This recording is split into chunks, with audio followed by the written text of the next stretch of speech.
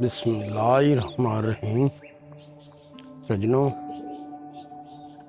चढ़ते पंजाब लहिंदे पंजाब नूं Pappu pigeon club वालों अस्सलाम वालेकुम। सर गल है कि दो बच्चों की वीडियो बनाने लगे हैं। प्रवासी बच्चे माशाल्लाह बहुत अच्छे हैं, चेक करो। अगर किसी वीर भरा समझ आ जान वो साडे नाल राबता करे। पूरा पाकिस्तान कार्गो जेड़े शहर च कहोगे पहुँचा देंगे। अकबूर बच्चे चेक करो। लो जी, पहला बच्चा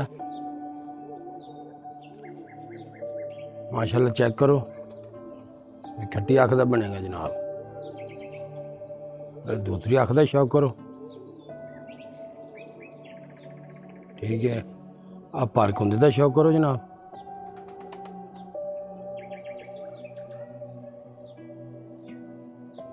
बहुत प्रवासी बच्चा वा, ये अपने घर के बच्चे बाहर दे नहीं है, ठीक है।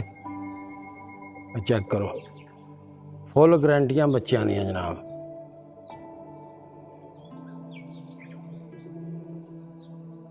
दुम का शौक करो जी,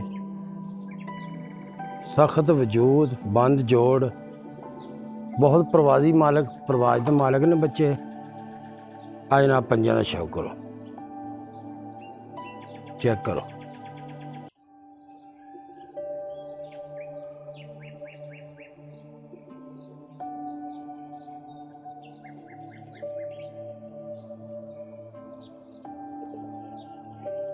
लो जी, दूसरा बच्चा चेक करो, ਉਹਦੇ ਨਾਲ ਦਾ।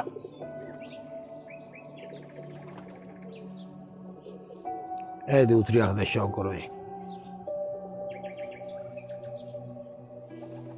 अब पर कुंदे का शौक करो।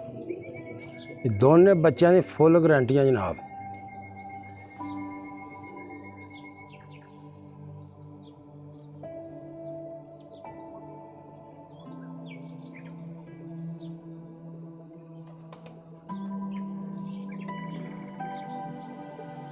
आप पुछल का शौक करो जी। जनाब पंजा का शौक करो। माशाल्लाह खुश्क पंजा के बच्चे आ। गौर ना चेक करो, ठीक है।